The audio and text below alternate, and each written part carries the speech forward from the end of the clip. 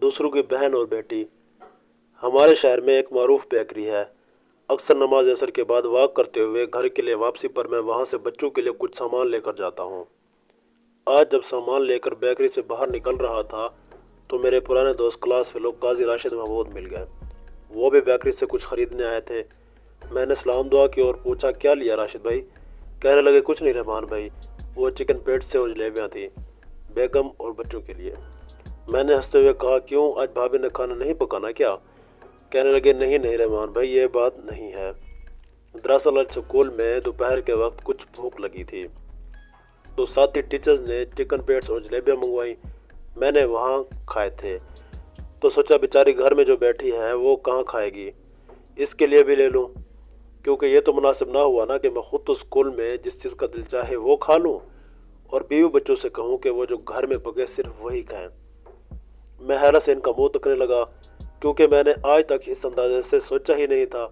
मैंने कहा, इसमें हर्ज ही क्या है राशिद भाई, आप अगर स्कूल में कुछ खाते हैं तो भाभी और बच्चों का घर में जिस चीज़ का दिल करता होगा वो भी खाते होंगे। वो कहने लगे, नहीं नहीं रहमान भाई, वो बेचारी तो इतनी सी चीज़ भी होती है मेरे लिए अलग रखती है। यहाँ तक कि अड़ोस पड़ोस से भी अगर किसी के घर से कोई चीज़ आती है तो इसमें सबसे पहले मेरा हिस्सा रखती है, बाद में बच्चों को देती है। अब ये तो खुद गर्जी हुई ना कि मैं वहाँ स्टाफ में गुलछड़े उड़ाऊँ। मैंने हैरत से कहा, गुलछड़े उड़ाऊँ? ये चिकन पीट्स, ये जलेबियाँ, ये गुलछड़े उड़ाना है राशिद भाई?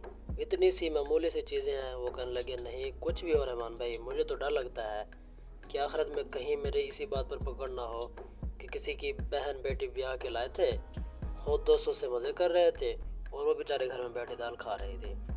मैं हैरत से उन्हें देखता रहा और वो बोले जा रहे थे, देखिए, हम जो किसी की बहन बेटी ब्याह कर लाते हैं ना, वो भी हमारी तरह इंसान होती है, इसको भी भूख लगती है, इसकी भी ख्वाहिशात होती हैं, इसका भी दिल करता है तरह तरह की चीज़ें खाने का, पहनने का, ओढ़ने का, घूमने फिरने का। इसे घर में परिंदों की तरह बंद कर देना और 2 वक्त की रोटी देकर इतराना कि बड़ा तीर मारा, ये इंसानियत नहीं, ये खुदगर्जी है।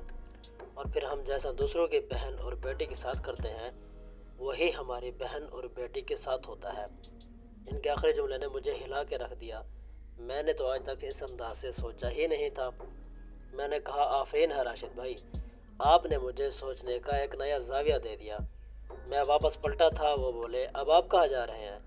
मैंने कहा, आइसक्रीम लेनी है, वो आज दोपहर दोस्तों के साथ खाई थी ना। ऐसी और मज़ीद वीडियो देखने के लिए हमारे चैनल का विज़िट करें और अगर आपको ये वीडियो पसंद आई है तो आगे शेयर ज़रूर करें।